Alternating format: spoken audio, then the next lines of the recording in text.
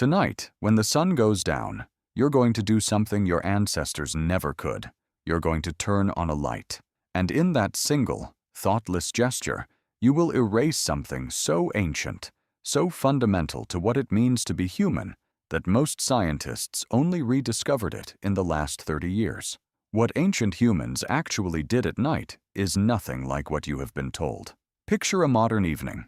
The sun sets around 7. You eat dinner, scroll through your phone, maybe watch something on a screen, and by 10 or 11, you're in bed. Lights off. 8 hours. Alarm at 7. Repeat. That is the schedule. That is what sleep is supposed to look like.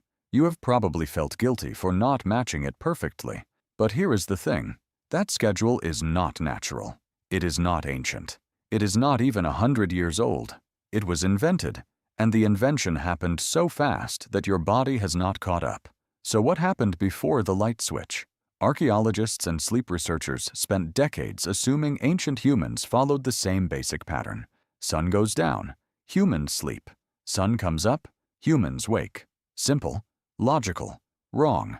In 2015, a sleep scientist named Jerome Siegel at UCLA published a study that changed everything. His team traveled to 3 pre-industrial communities with no access to electricity.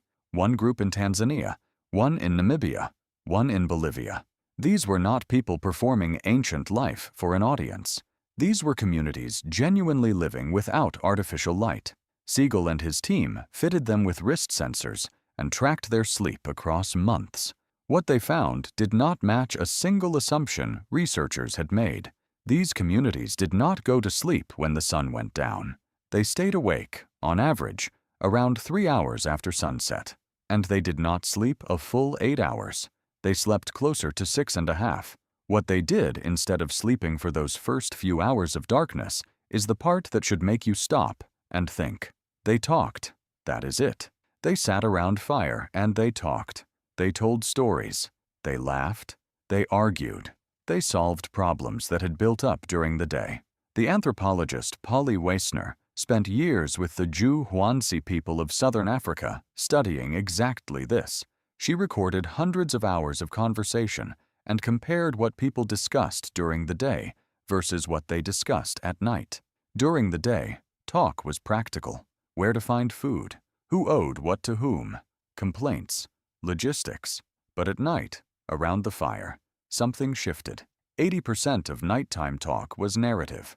Stories about people, stories about distant places, stories about the past and the possible future.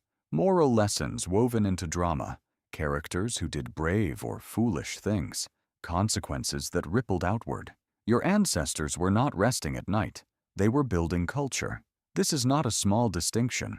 Researchers believe this nightly storytelling practice is one of the core mechanisms through which early humans transmitted everything that made civilization possible. Values, social rules, identity, a shared understanding of what mattered and why. The fire was not just warmth.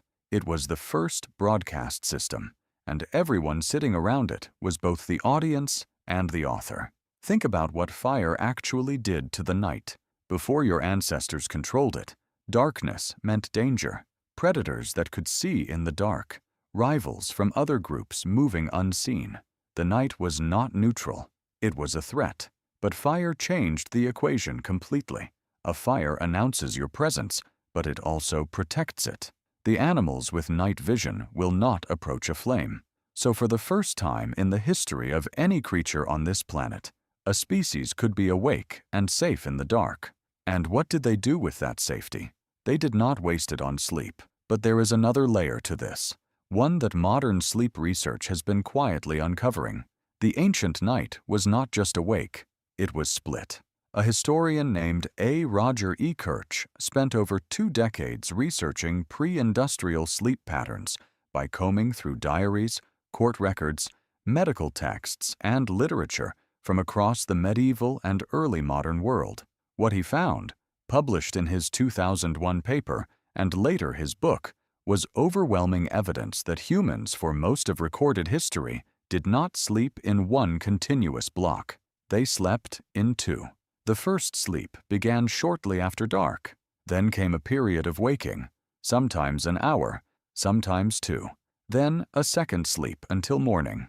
Medieval doctors wrote about this pattern as completely ordinary. People planned around it. The time between the 2 sleeps had a name. It was called the watch, or the doorvelle in French, a word that translates roughly as the doze wake. And people did not treat this waking as insomnia.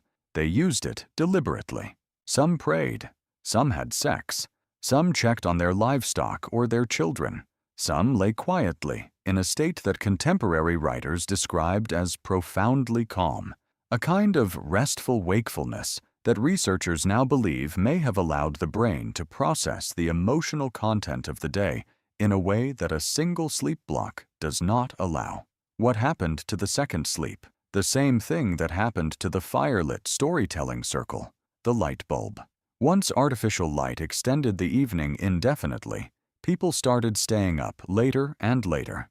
The first sleep stretched. The gap between the 2 sleeps compressed. By the early 20th century, sleeping in 2 parts had become a sign of illness rather than a sign of being human. Your insomnia might not be insomnia at all. Researchers, including Russell Foster at Oxford, one of the world's leading circadian neuroscientists, have suggested that many people who wake in the night and struggle to return to sleep immediately are not disordered. They are expressing a sleep pattern that is millions of years old. The panic they feel, the conviction that something is wrong, that they should be unconscious right now, that this wakefulness is a failure, is a modern invention layered over an ancient schedule. Consider what that means.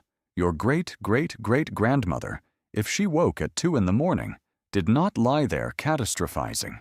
She may have sat up, spoken quietly to the person beside her, thought about something she needed to do, then drifted back to sleep without ever labeling the experience as a problem. But let us return to the fire, because the fire did something else that your phone does now in an almost eerie echo. The light from a fire is dynamic. It flickers, it moves, it responds to the wind and the people near it.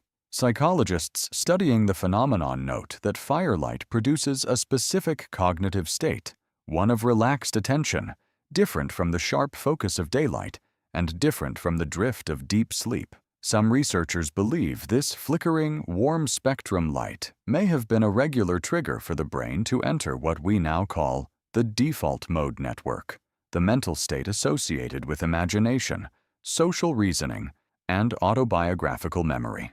The same network that activates when you daydream, or when you lie awake at 2 in the morning, turning something over in your mind. Your ancestors built their culture in that state. Stories, myths, moral codes, social memory, all of it processed and transmitted in the hours between sunset and the first sleep, or between the first sleep and the second, in firelight, in low voices, in the dark. And here is what that means for you right now, tonight. When you cannot sleep, when your mind turns over something from the day or reaches toward something unresolved, you are not broken. You are operating the original software. The quiet of your dark room is closer to the prehistoric night than anything else in your modern life. The thoughts that arrive then are not random noise. They are the same function that built the first human cultures: processing, connecting, making meaning from what happened. Jerome Siegel's Tanzanian participants did not have an evening routine designed to optimize sleep. They sat together in the dark and talked until they were tired. They were not chasing the perfect 8-hour block. They were doing what human minds do naturally when the sun goes down and the threat level drops. Your brain still wants that. The screen in your hand after sunset is not rest. It is a bright, flickering, story-delivering device, and some part of your nervous system is doing its ancient best to participate in something it was shaped for. Tonight, when the sun goes down, you are going to turn on a light. And somewhere underneath that light, beneath the schedule and the alarm and the guilt about not sleeping through, there is a version of you that wants to sit by a fire and tell stories until your eyes close on their own. That version is not the problem. That version is the original.